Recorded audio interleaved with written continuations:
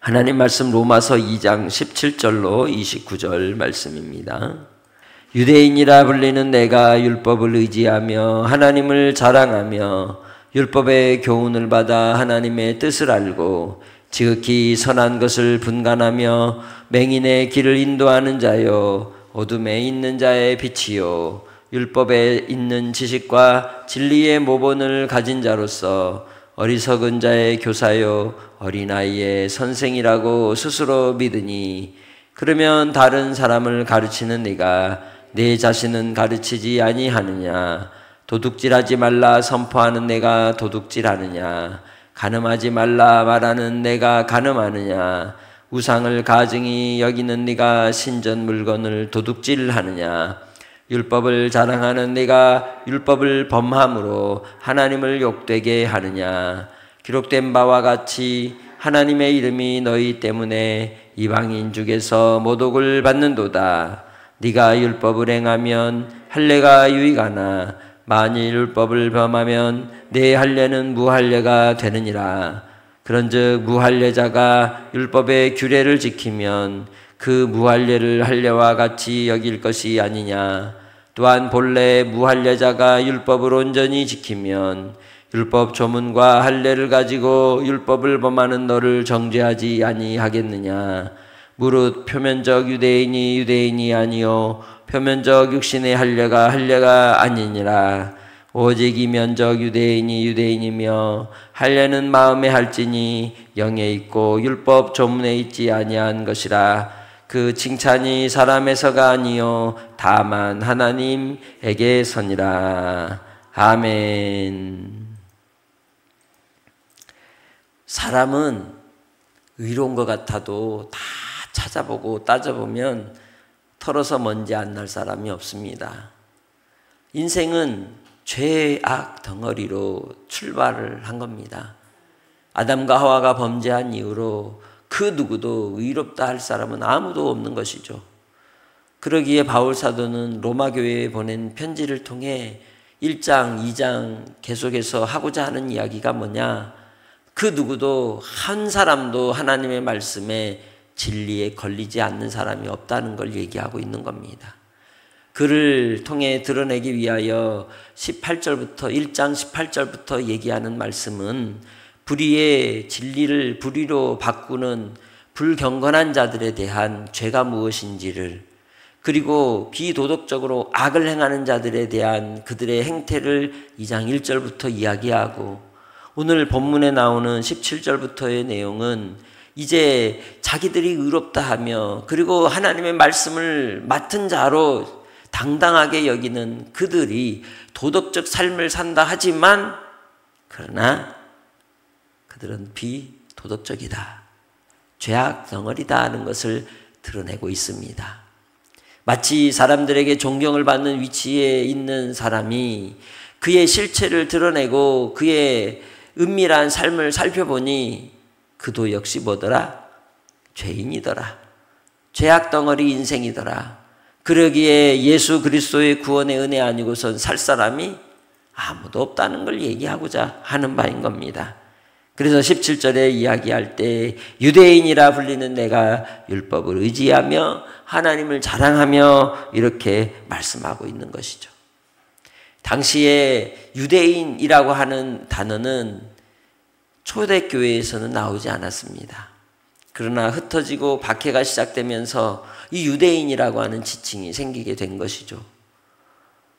그래 바로 이 율법을 의지하며 하나님을 자랑하는 유대인이라고 생각하는 율법의 교훈을 받은 너희들이 하나님의 뜻을 알고 있고 그리고 지극히 선한 것을 분간하고 있음에도 불구하고 그들이 어떻다는 겁니까? 오히려 어리석은 자의 교사, 어린아이의 선생이라고 스스로는 믿지만 그렇지만 그것 때문에 자기 자신은 가르치지 못하고 있다는 거죠. 재판관이 많은 사람을, 죄인을 재판하고 그리고 판단하기에 그 또한 의로운 자라고 말할 수 있냐라는 겁니다. 그렇지 않다는 겁니다. 육체의 욕심을 따라 행하는 모든 사람은 다 죄인이라는 것을 이야기하고 있는 것이죠. 그러기에 도둑질하지 말라 10계명에 나오는 말씀을 네가 지키는 것 같은데 지키더라? 안 지키더라는 거죠. 간음하지 말라 하는데 너 역시 간음하고 있다라는 겁니다. 음욕을 품는 것, 누군가에 대하여 여인들을 볼 때 생각하는 그 마음조차도 주님은 뭐라 그랬어요? 간음이라고 말씀하셨던 겁니다. 우상을 가증히 여기면서 오히려 욕심을 내어 우상을 숭배하는 신전이 있는 곳에 가서 도둑질한다는 것입니다. 율법을 자랑하면서 그 모든 율법의 하나하나를 다 범하는 네가 그것으로 인하여 하나님을 오히려 욕되게 하고 있지 않느냐라고 지금 질책을 하는 것입니다. 그러기에 바로 하나님의 말씀을 행함으로 그들이 유익하다 하면서 그들은 율법의 규례와 규정을 따라 형식적으로 외형적인 것들, 특별히 할례를 행하고 할례를 행하여야만 그들이 율법을 온전히 이룬다고 그렇게 착각하며 산다는 것입니다. 그러나 율법을 다 범하면 할례해도 그것은 할례가 아니고 무할례다. 아무런 가치가 없고 효력도 없다는 겁니다. 내가 도덕적으로 많은 것을 알아도 아는 것으로 구원을 받을 수 없으며 아는 것으로 우리가 지킬 수도 없는 겁니다. 우리가 새 사람이 되어야만 지킬 수 있는 것이죠. 육체의 삶으로 사는 인생들은 결국 그 결론이 죄라는 것이죠.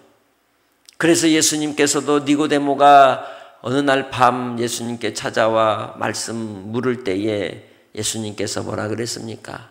물과 성령으로 거듭나지 아니하면 하나님 나라를 볼 수도 없고 들어갈 수도 없는 겁니다. 우리가 예수를 믿는다 할 때 그 믿음이 오늘 본문에 나오는 율법의 할례를 행하는 것과 같이 착각한다면 그것은 무할례요 효력이 없음이라는 거죠. 진정한 믿음은 순종하는 믿음에 있는 겁니다. 예수 그리스도를 나의 주 나의 하나님으로 온전히 믿고 예수 안에서 내가 새 사람이 되도록 주님 안에서 회개하며 돌이키며 주 안에서 거듭나는 인생들이 다 되시기를 주의 이름으로 축복합니다. 그러려면 어떻게 해야 되느냐? 그리스도 예수 안에 있어야 한다는 겁니다. 내가 어디에 있느냐가 중요하다는 것이죠. 내 생각이 어디에 머물러 있느냐가 중요하다는 겁니다.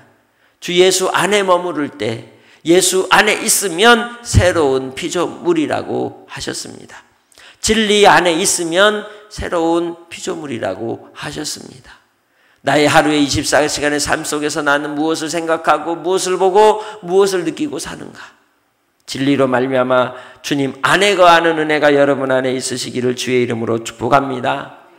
그러기에 무할례자라 할지라도 율법을 온전히 지키면 오히려 할례를 받지 않았어도 그는 온전한 하나님의 이제 율법을 지키는 자가 되지만 아무리 할례를 받았을지라도 율법의 하나라도 범하면 그는 무할례자가 되며 정죄를 당하는 인생이 되고 마는 것입니다. 그러기에 겉으로 드러난 표면적 유대인이 아니라는 거죠.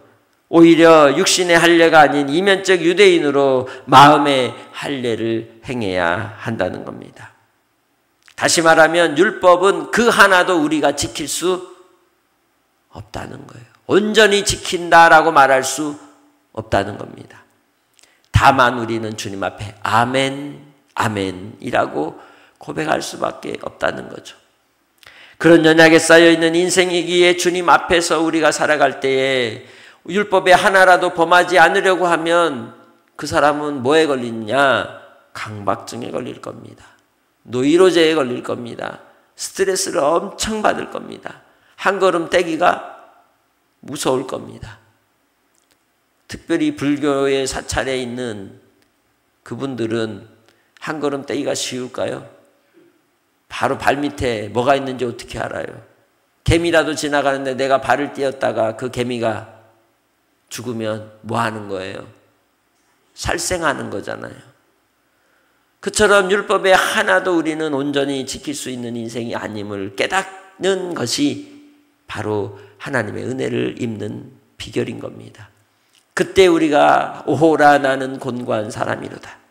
이 사망의 몸에서 누가 나를 건져내랴 하며 주 예수께로 돌아가야 하는 줄 믿습니다.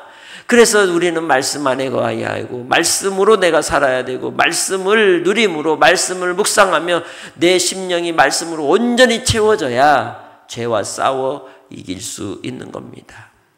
예수를 믿었다. 이제 끝 아니라는 거죠. 끊임없이 우리는 싸워야 한다는 겁니다. 끊임없이 우리를 미혹하여 넘어뜨리려 하는 이 악한 죄의 세력에 대하여 하나님의 은혜의 세력으로 싸워 이기는 성도들이 되시기를 주님의 이름으로 축복합니다. 그것이 바로 겸손한 자의 삶의 태도인 것입니다. 주의 은혜로 주님의 도우심으로만 살 수 있음을 고백하고 믿음으로써 나의 길을 걸어가며 주님과 동행함으로 이 땅에서 하나님밖에 나의 소망이 없음을 인정하고 끝까지 인생의 시련 속에서도 경주하는 복된 성도들이 다 되시기를 주님의 이름으로 부탁합니다. 그럴 때야 우리는 하나님께서 우리를 위하여 예수 그리스도로 말미암아 주신 십자가의 사랑을 깨닫게 되는 겁니다. 내 안에 무엇이 나의 삶에 인정하는 규칙이 되고 기준이 되어 있습니까? 주의 말씀이 기준이 되시길 바랍니다. 주의 말씀의 기준을 따라 오직 주님밖에 없습니다.